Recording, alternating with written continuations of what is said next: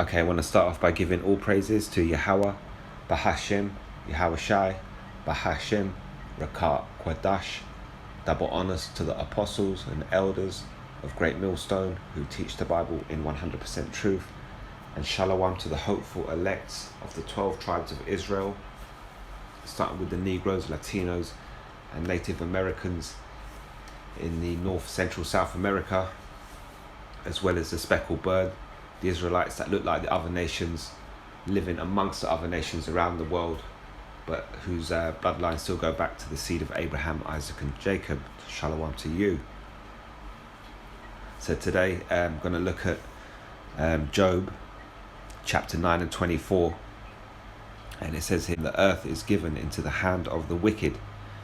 He covereth the faces of the judges thereof. If not, where and who is he? A precept referring to the current times and things that are happening today. You could use that precept for things that took place in other kingdoms in the past, but we're going to concentrate on what it means today. When it says here, the earth is given into the hand of the wicked, and the wicked today is Esau, the Edomites, the nation known as the Edomites. And they're the people who have sway over the earth today. And the power has been given to them from heaven by Yahweh, by Hashem, Yahweh Shai, for them to rule the earth. So it's been given to them. And it says here, as it says here, he covereth the faces of the judges thereof. If not, where and who is he? So we're going to look at today. We're going to look at this particular precept, like I say, in this current time here. At the minute, for those of you that are new, we're living in a time which is known as the revised Roman Empire. You had ancient Greece, as you can see on the screen. You can see ancient Greece, and then the original Roman Empire. And in the history books, this is documented as a time of rise in democracy. And that's something that's a big part of Greek and Roman Empire, but mainly we're labeling the Roman Empire with that. The ancient Roman Empire fell away, roughly 500 AD. Just to give it a figure, after that point, 1,000 years went by, and since then, a new kingdom take over this earth, a new power which is ruling. And that is known as the revised Roman Empire, as you can see on the bottom of the screen, rise of democracy again. So in between that, what they'll label it in the history books, 1,000 years in between, they'll label that as a loss of democracy. And they'll also label this as the Dark Ages, the medieval ages, or middle ages, or the medieval times. So this is, referring to the loss of power through the Edomites. Because the Edomites were pretty much in control, running things during the Greek Empire and the Roman Empire. And these Edomites, today known as so-called white people, these guys fell out of power, fell out of power, roughly around 500 AD, and were eventually located in the Caucasus Mountains, and situated there and living there for roughly 1,000 years, dwelling in caves. After 1,000 years went by, Yahweh Bahashim, Yahweh Shai put the spirit on them, to rise up and step out the caves and step out into the world and take over the world. The power was given to them, as it says here, the earth is given into the hand of the wicked. So the wicked were dwelling in caves, pretty much had spiritual chains on them to keep them locked up in there, through their mentality and the way they thought and the way they operated as people. They sort of lived on a low level. Now, but obviously, the spirit has been put on them. When you go to Revelation chapter 20, or chapter 12, Revelation 13 as well, it talks a lot about explaining all this. And the spirit was put on these Edomites to step up out of these Caucasus Mountains and take over. And that's how we see the revised Roman Empire that we're living in now. Now, in between that time, Initially the Roman Empire consisted of east and west. On the east you had the Israelites, pretty much running it around there, and on the west of the Roman Empire pretty much consisted of Edomites. So roughly 500 AD, these Edomites fell out of power, and from the east side, the Israelites that were ruling, they pretty much took over the land, and all the buildings, the gold, and so on and so forth, and moved in. So like I say, through that 1,000-year period, between roughly 500 and 1500 AD, you had Israelites ruling Europe and pretty much living as kings, and the Edomites were living in the Caucasus Mountains. Now, the period known as their rebirth, when the Spirit was put on them to rise back up out of the Caucasus Mountains, this period is known as the Renaissance. As you can see, the description here says the Renaissance was a fervent period of European cultural, artistic, political and economic rebirth following the Middle Ages. Okay, so Yahweh Bahashim Yahweh Shai put the Spirit on these Edomites to rise up again, to get it together within their minds, their mentality, to come together, to create weapons, to pretty much form armies, to be able to step out into other lands and take down people of other lands and take over their land. And that started off in the Caucasus Mountains and then moved on into Northern Europe. From there, some went south, through Southern Europe. Some went across into the UK, in what is known as England, and went on from there. So this was a takeover, if you like, an Edomite takeover, which was, the power was given to them from the heaven to do this. So a lot of people today, and they're like, you've taken this land by theft and robbery, so on and so forth. The power was given to them through the sword to take over the land. So it was, either way, to fulfill prophecy, it had to happen. And as it says here, the Renaissance was a fervent period of European cultural, artistic, political and economic rebirth following the Middle Ages, generally described as taking place from the 14th to the 17th century. The Renaissance promoted the rediscovery of classical philosophy, literature and art. Okay, so what these Edomites have done is, is come back into them to this power, to then want to take over the earth, and they've gone around and pretty much done that. And as they're doing that, they're rediscovering all ancient artifacts, if you like, or philosophies from the ancient Roman Empire. That time in the middle was known as loss of democracy. And as these guys have come back into power, they've pretty much picked up on their old philosophies, and they're now classing it as a rebirth. So they go out there, and as it says here, they start to give rebirth to cultural, artistic, political and economic values, and how they run the world and how they do things. As they're coming out, taking over places, they're starting to bring their culture back into play. This is all based around the time of Christopher Colon,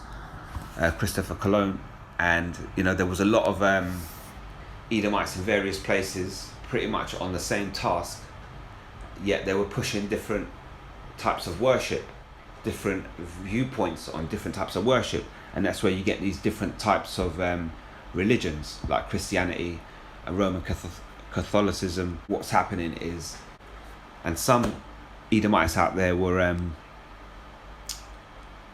branding themselves as small hats, fake Israelites, if you like.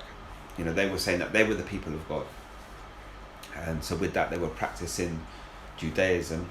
So you had many different Edomites in different places helping to propel this prophecy of Edomites taking over the world. yet they're coming in different religions and different viewpoints. So Christopher Columbus, known as Christopher Columbus, was actually practicing Judaism, but living in Spain, there was ethnic cleansing taking place by the Roman Catholic Church. So for that reason, he had to pretend to be a Christian and went to America in the name of Christianity and took that religion with him. But he did that while actually secretly practicing Judaism. And so ultimately he's a fake small hat. He's a fake Israelite. He's a small hat, but he's pretended to be a Christian to survive the ethnic cleansing that was taking place in Spain when he left. And that's what ultimately how he managed to spare himself, because at that time you either had to convert or die. So for Christopher Columbus to survive, he said, look, I can go out there and I can sail and discover new lands for you, and I'll do it in the name of Christianity. And they said, okay, they bought his lie, and they said, okay, we believe that you're a Christian and you want to be a Christian and you want to do that work for us. And that's why he went out there to take over these other lands in the name of Christianity. So this is all going back to this time of rebirth. These Edomites are taking over the world. They're bringing back their culture, so to speak, and they're making stamping it upon the earth once more, as you can see here around the 14th to 17th century. Now, so this goes back to the original precept that I started off with, Job 9:24. The earth is given into the hand of the wicked. He covereth the faces of the judges thereof. If not, and who is he? So today when we look at the Renaissance art that came out of that Renaissance period, because even though this is roughly 500 years ago, the world is still living of this type of philosophy and this type of information. It's so imprinted into the fabric of this kingdom and this society that when you're born, before you understand the truth, this type of information is already planted into the back of your mind without you actually realizing. Before you're even of an age where you can read, these images are being planted in the back of your mind, and through that they're creating false images, and it's already setting you up to believe a lie from before you can even read. So this particular image here shows a so-called image of God, and what it shows you that he's been made to look like an Edomite. As it says here, the earth is given to the hand of the wicked, and he covereth the faces of the judges thereof. So he covered the face of so-called God, Yahweh, with his own face. And when we go into the pictures of the Messiah, his son, yet again, we find images of, where Edomites have covered their face over the face of the true Messiah. Around this time of Renaissance, rebirth, the letter J was also brought into play. It says here, the letter J was invented for the Italian language by a man called Gian Giorgio Trissino in the year 1524. It was used in Roman numerals, but back then it was an alternative way of writing I, not its own letter. Before the letter J, Jesus named was pronounced Jesus. Okay, so when you look up Jesus, so when they came with this rebirth and these rebirth of images, as Apostle Tahar always mentions, when you're out there and you want to take over the world, you turn up to somebody's land and you say, I'm here in the name of my king, in the name of my religion, my worship, my false Christianity, and I'm here to take over you and your people and your land. What's the first thing you've got to prove to these people? You've got to prove to the people that the power of God is behind you. So you have to show them that God at least looks like you. And coming out of this period, this so-called loss of democracy period, when these Edomites came back out of power, and came back into these European countries and started taking over and ruling, they started to discover that Israelites were ruling, and they had images of God, and the images of God were so-called black people. So, with that, what's the first thing you've got to do? You've got to prove to people that actually God's behind you, not behind your enemy. So you have to take these images of, the Most High and his people, and you have to make them look like your people in order for people to buy your, what you're saying when you come over to their land and you say, I'm here in the name of my king, in the name of my God, and this is what my God looks like, and we're here to take you over. You either submit to this religion and live under our rule, or we straight up kill you. So this is what the Renaissance period is really about. And this is when they also came up with a name for this image. Like I say, they've initially came up with the letter J, but that name, Jesus, came from the name Jesus. It says here, Zeus. So Hey is obviously hail, and Zeus is the name. So it says here, Zeus is the sky and thunder god in ancient Greek religion, whose rules as king of the gods of Mount Olympus. His name is cognate with the first element of his Roman equivalent, Jupiter. Okay, so again, during this rebirth period, these Edomites came back into power, and they remembered their old philosophies, their old ways. Some of them from the Roman Empire, some of them from the Greek Empire. And so, when they went to take over the world, they had to show you an image of God that looked like them. So that was easy. That was the easy part. Just use a paintbrush. Then they had to give him a name. Well, they called him Jesus, and that letter J was fresh and brand new. So people were like, wow, what's this thing we never heard before, this letter J? But that J, that Jesus pretty much meant Hail Zeus. And that goes back to a Greek god of a Greek religion. But yeah, so this is what they did. They took over the world. As they were doing it, they took images and they made them look like their own people. Even images of the angels made them look like Edomites. And even when you go to Google and you type in Moses today, you just type the word in Moses, and all you will see is images of Edomites. Now, when you go to Revelation 1 and 13, it's quite clear to understand that, Yahweh, Bahashim, Yahweh Shai, are men of color. Yahweh Shai is a description. This is a clear-cut description given by John of Yahweh Shai. It says here, and in the midst of the 7 candlesticks, one like unto the Son of Man. Okay, that's Yahweh Shai, the one they call Jesus.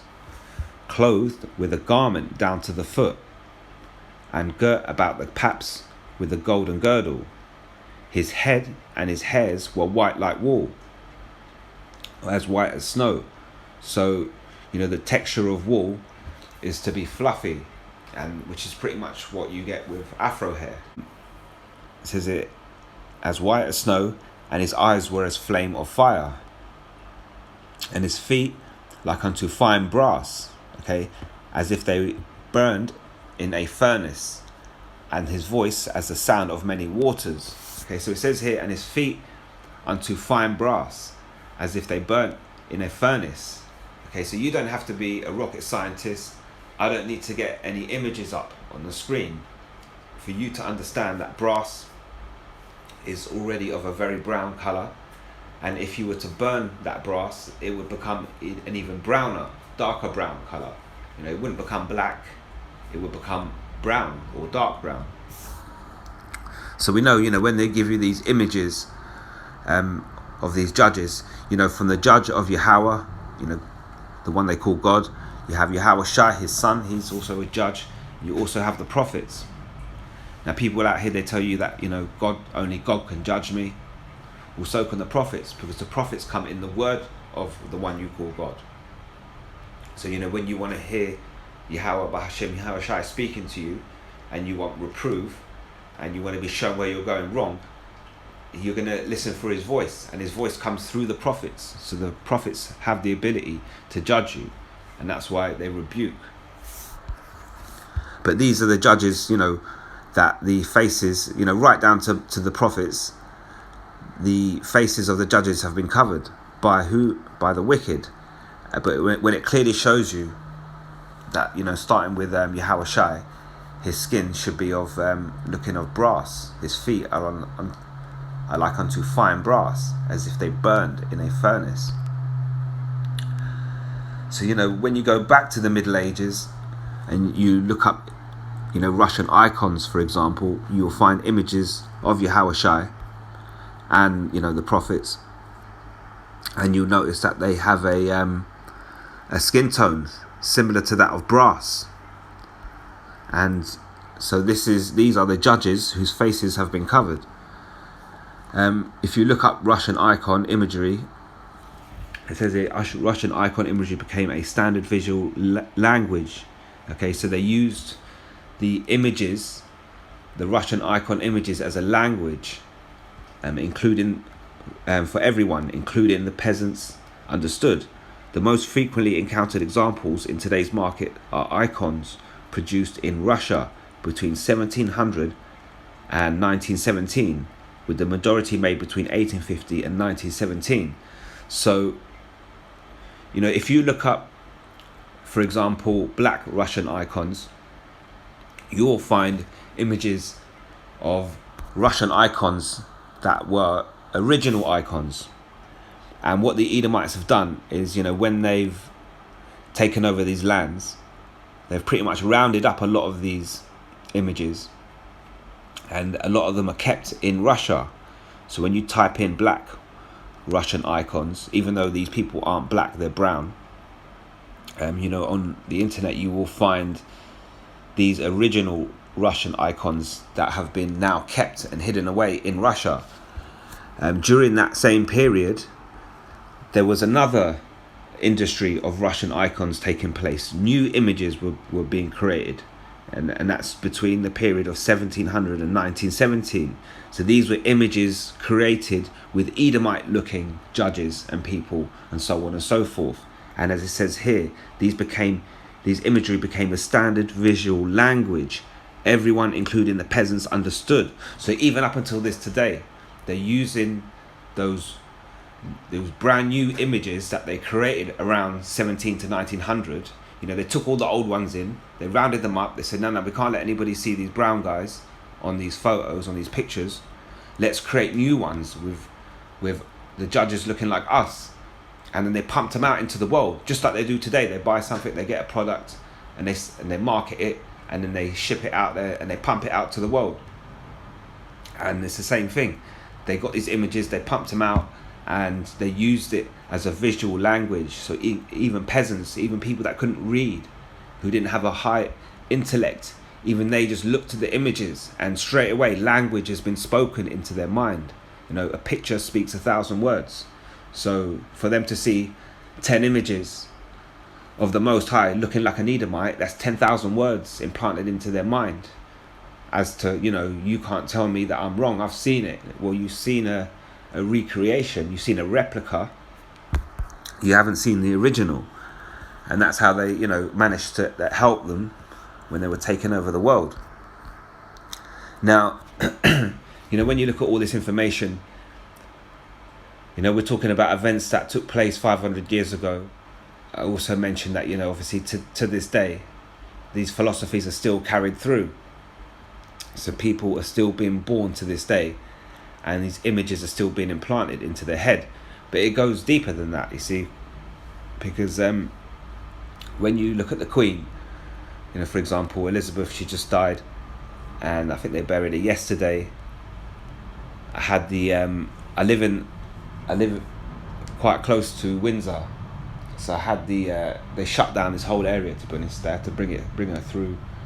I mean, it was, I didn't go out to look or nothing like that, but I know people up around here, they all went up the street and parked up and whatever else. But I saw the helicopters fly by. But it's a whole lot of hoo-ha, if you ask me. Saying that, I live down the road from Windsor Castle. I did come across her one time at the traffic light. You know what she used to do? She'd roll around. She'd be rolling around in a Jaguar. She'd have her driver in the front, She'd have no tinted windows, but she'd have a towel. She'd put a towel, so she'd wind the back window down a little bit, but hang the towel in the window, and then put the window back up. And she'd use the towel as a screen, and she'd just sit there, normal. I seen her like that one time at the traffic light. I was in a van. I was kind of looking down on her. And you see her sitting there, but yeah, you see her getting about sometimes. But that visual imagery that they're selling to you, that they're trying to rest in your mind through subliminal messages, is still happening today. You know, the top judge in England is the monarch. You know, whether it be king or queen, and that should be the top judge in this land. If you go take it back to 1611, you come across King James. Don't forget, kings are also, judges. Just like I said, Yahweh is the top judge. Yahweh Shai is judge underneath that. In the kingdom of heaven, you'll have the king of David, who will be under Yahweh Shai. He will be the next judge down. And then you'll have the kings and so on and so forth. At the minute, you have prophets out here. These are also judges on behalf of Yahweh, Bahashim, Yahweh Shai. So there are various types of judges. And don't forget, when you go to the court of law in England, you come across these judges and so on and so forth. Some of these are known as lords. When you go to the House of Westminster, where the politicians, do their thing on a daily basis, these politicians are known as lords. The House of Westminster is known as the House of Lords. So, they've assumed this identity, not just on the level of showing you, that the Most High is an Edomite, or that his son is an Edomite, or that, all these angels and prophets are Edomites. They're also showing you that the kings of this earth are Edomites. And it's still happening to this day. And if you look up the word iconoclasm, that is something where you take religious artifacts and you destroy them. And that is something that happened, during that Renaissance period, the rebirth of the Edomites, the revised Roman Empire. And so, like I say, when you look at this picture here, for example, with King James, you look at what's in his hand, and you look at Elizabeth. When you're looking for somebody who stole your items, and then you look over and you see somebody posing just like you, holding your items in your hand, it's very clear. There's no other suspect. There's only one prime suspect in this particular case, and these are the Edomites. And it's very easy to see who has, as Job put it in Job chapter 9, it says the earth is given into the hand of the wicked. So it's very easy to see who that is, because it then tells you he covereth the faces of the judges thereof. Okay, so that's why when you go to the House of Lords and you bump into the politicians, they're all called lords. You go to your king and queen, and they look like Edomites, and so on and so forth. But yeah, so these are the particular items in question. There's more of them. But, it also goes into the symbolization. When you look at the British lion, that's just pretty much the Lion of Judah. That they've hijacked it and used it for their own purpose. Even the term British is actually a Hebrew word. Okay, so when you go to the word Ish, in the ancient Paleo-Hebrew, the word Ish means man. It's the word for man, as it says here, Genesis 2:23. Also Isha for women. Okay, so the term British is a Hebrew word, and the part of it that means Ish means man. Now, previously you've probably heard me bring up the word Ish and define it as the word acting like when talking about small hats. So that's referring to it in the modern day language, as it is today, 2022. I'm speaking to you in English, and I'm using English words. So, the word Ish in a modern day sense means to act like, whereas when you go back to an ancient Paleo-Hebrew language, which is a language which the word British is derived from, then you understand that the ish in that ancient language means man. Okay, so you have to kind of use your discernment when you're understanding languages, and whether you're speaking about, what context or what time scale you're using this language in. But in terms of the ancient Paleo-Hebrew, which the word British was taken from, the word ish means man. And when you go to the word Brit, it says here is literally translated as circle, ring, or chain. From these senses, Brit derives its main meaning of covenant, a binding agreement between two parties. Brit, in this sense, is at the heart of Judaism. So, they're obviously applying that, to the small hats, which is a fake philosophy. But, when it comes back to the Israelites, the ones that were ruling in Europe during the Dark Ages, the ones who have a covenant with Yahweh, Bahashim Yahweh Shai, through being of the seed of Abraham, Isaac, and Jacob, we have a covenant with the Most High. And so Israelites are actually the true British, the covenant men. Okay, so that's, when these Edomites came in to Europe, came into England, took over Israelites that were ruling, took over all their jewelry and their ornaments and their wealth. They also took their identity. They covered the faces of the judges thereof. Okay, not like I said before, not just the Most High and His Son, not just the prophets, not just the angels, also the kings, and also the general population. You Israelites that are living in England today, generally you Israelites are of some sort of color. You have some sort of shade of brown in your skin color.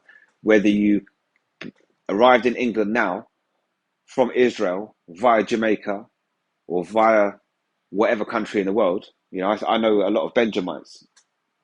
So a lot of these Benjamites have obviously come from Israel, like I have, but where I've traveled through the land of Elam, which is India, and then over to here, my seed has, their seeds traveled all the way to Jamaica and then over to here. And now we're here in 2022, and I'm trying to wake you up. And what you will find, they're also the people of the Punjab or the Irish people living in the UK. These also go back to the descendants of the Israelites. And all these people come to this land and pretty much fight spiritually to take on this term British.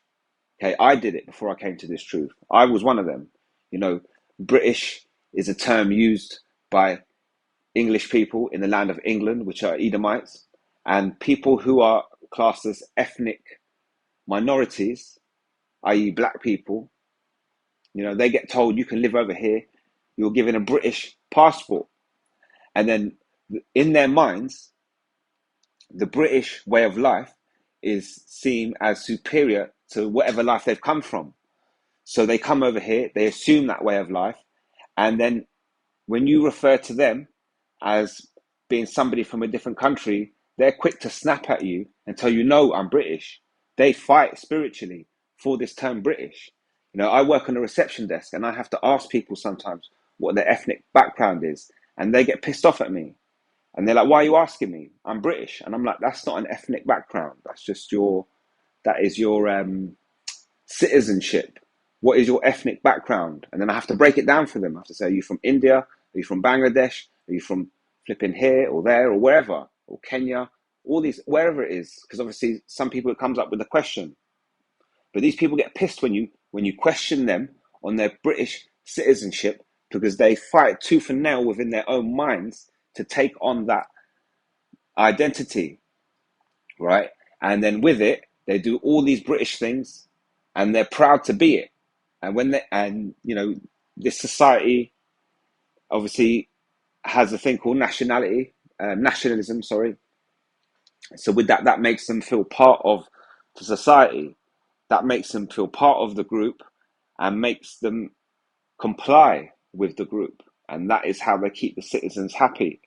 But meanwhile, I'm here telling you the truth, is that, these people that are over here fighting for this term British, the term British already belongs to you. It is them, the so-called English, the Edomites, who stole it from you. They stole that identity from you. Here you are in 2022, and if I claim to you that you're anything but British, you'll bite my head off, because you're so proud to come over here and assume this identity, this term British, and you don't even know what it means. And that's the thing. That's the deep thing about it, But come the kingdom of heaven, we're going to know who the true British are, according to the Paleo-Hebrew, who the true covenant men are, and those men will be kings and priests to the whole earth, to all the nations upon earth. So you can look up King James yourself, and we also, a lot of the time we're reading from the King James Bible 1611. So just a brief bit of history here. It says King James was a king of Great Britain, France, and Ireland. He was a black, well, he's actually brown, but this is what they want to term us as, black people, because black means devoid of light. So they rather call you black than brown. Okay, it says he was a black man, and the King James Bible is named after him. King James approved 54 scholars to work on the translation. 47 worked in 6 groups at 3 locations for 7 years, comparing previous English translations, the Geneva Bible, and texts in the original languages, Hebrew and Greek. So this is why we always go back to the 1611. It says the King James translation had a significant influence on the English language and was widely accepted as a standard English Bible because of the project being overseen by King James and the care and precise attention to detail during this 7-year translation. The King James Bible was considered one of the most accurate translations in existence. Okay, so that's why we go back to the 1611. Last time Hebrews were allowed in on the translation. The original text was written in the Paleo-Hebrew language, and King James commissioned it. Ever since then, you can't trust any versions, because the rulership in that same land is now Edomites, and Edomites are covering the faces of the judges thereof, and they want to hide the truth from you. Okay, going back to it, if you really want to take it back, the original Europeans are of the sons of Noah, and they are Japhites, Japhetic people. What you would probably call, say, Polynesian people. So they're the original rulers of Europe, if you want to take it back further. But if you're new, you can look up these, all in the Bible. All this information is all spoken of in the Bible. You just need a teacher to break it down. I've spoken of it before. This is Revelation 13, and this talks about this revised Roman Empire. This is verse 11. It says, and I beheld another beast coming up out of the earth, and he had 2 horns like a lamb, and he spake as a dragon. Okay, so this is referring to this revised Roman Empire. When you go to the top of the chapter, initially it speaks of the ancient Roman Empire, a beast which rises up out of the sea, and that is the ancient Roman Empire. And later on down here in verse 11, it mentions the revised Roman Empire, and it says that this beast coming up out of the earth, it says that he had 2 horns like a lamb, and that represents the democratic system. You have 2 horns to choose from, your voting system that look like a lamb. So when you look at it, it looks like something that is unharmful, something that may even be helpful to you. Yet, these horns are attached to this beast, and that's what you don't realize until you get involved. And once you're involved and you're voting and you're in the midst of this system, you realize that it's actually a beast. And when it initially came to you, it comes with 2 horns. as approachable as a lamb, but eventually it speaks as a dragon. And especially now, in what we've been seeing over the last couple of years, and what we're going to see taking place in the next year or so, you're going to see an increase of these lambs, so-called lambs speaking as dragons, these politicians. It says here, regarding this second beast, it says here, and he exerciseth all the power of the first beast. Okay, so the revised Roman Empire exerciseth all the power of the first beast, the ancient Roman Empire, before him, and causeth the earth and them which dwell therein to worship the first beast, whose deadly wound was healed. And he doeth great wonders, so that he maketh fire come down from heaven on the earth in the sight of men. Okay, so that is referring to its military might, the great wonders, so that he maketh fire come down from heaven on the earth in sight of men. That's going into the revised Roman Empire and its military firepower, especially its fighter jets and its bombs and ICBMs. But when you jump back up and it says he exerciseth all the power of the first beast before him, and causeth the earth and them which dwell therein to worship the first beast, whose deadly wound was healed. This is going into this revised Roman Empire. They're causing you to worship that same system that was deployed in the ancient Roman Empire. Meanwhile, committing identity theft and assuming the identity of the judges, from the Most High all the way down to the kings and even the general population. Like I say, you general Israelites, they're out here fighting for the term British. You're fighting for the respect to be called British, Black Britain, and all these stupid terms. But British means man of the covenant. You're so lost from your identity that you've gone full circle back round to your oppressor, and you're asking your oppressor, please, can I be called British as well? Is it okay? Can I pass your test to be called British? Revelation chapter 20 and 1. This is entitled Satan Bound. And it says here, and I saw an angel come down from heaven, having the key of the bottomless pit and a great chain in his hand. So the bottomless pit represents Europe. And, it's reason why it's known is because of its lack of resources in the ground. When you go over to other places around the world and you to dig up the ground, you find a lot of resources, a lot of plentiful things. But if you were to dig up the land in Europe, you're not going to find a lot, and that's why it's known as the bottomless pit. And this event took place roughly around 500 AD, when the Edomites fell away from power out of the ancient Western Roman Empire. It says, and I saw an angel come down from heaven, having the key of the bottomless pit and a great chain in his hand. And he laid hold on the dragon, that old serpent, which is the devil and Satan, and bound him 1,000 years. Okay, so this represents the Edomites, the physical counterpart of the spiritual demon, the devil. And it says here, bound him 1,000 years with that chain.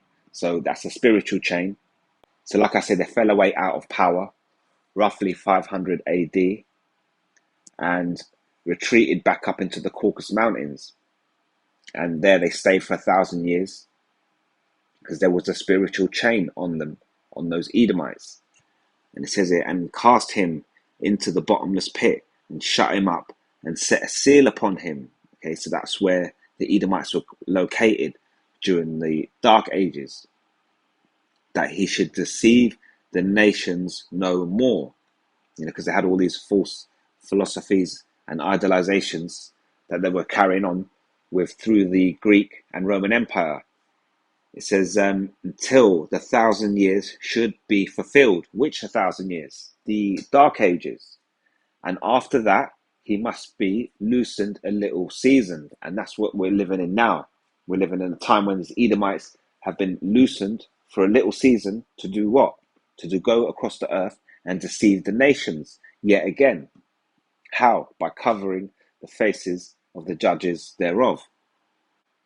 So I'm going to leave you on this one. This is Ezekiel chapter 17's parable of 2 eagles and a vine. And it says here, and the word of the Lord came unto me, saying, Son of man, put forth a riddle, and speak a parable unto the house of Israel, and say, Thus saith the Lord Yahweh, a great eagle, representing Edomites, with great wings, long-winded, full of feathers, which had diverse colours, came unto Lebanon.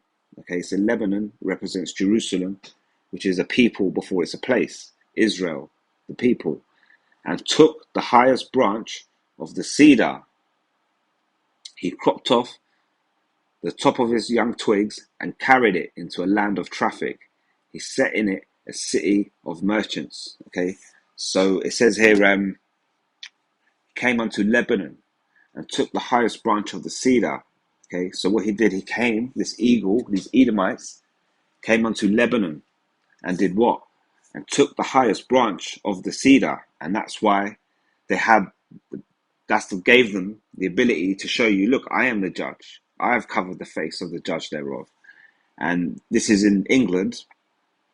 And what is England? England is the mother of America. So it says here, he cropped off his young twigs, the top of his young twigs, and carried it into the land of traffic, took it into America. And that's why, England is known as the mother of America. But back to what it says here, came unto Lebanon and took the highest branch of the cedar.